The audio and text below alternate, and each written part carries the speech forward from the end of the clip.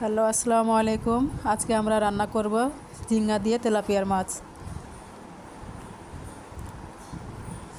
মশলা দিয়ে ভালোভাবে আমরা মাছটা মেখে দিলাম। এখন ভাজবো। কড়াইতে তেল দিলাম, এবার মাছটা দিয়ে দিলাম। আমাদের মাছ ভাজা হয়ে গেছে।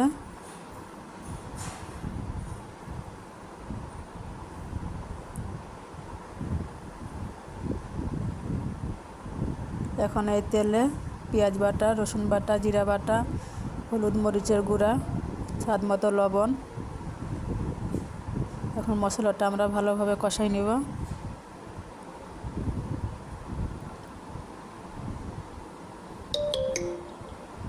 মশলাটা কষানো হয়ে গেছে, এখন ঝিঙ্গাটা দিয়ে দিলাম।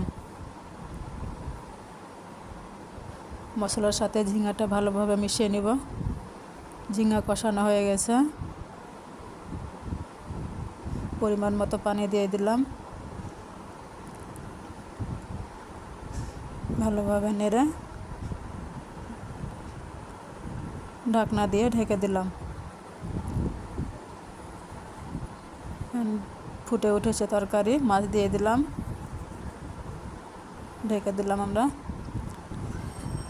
আমাদের তরকারি হয়ে গেছে, শেষের পথে।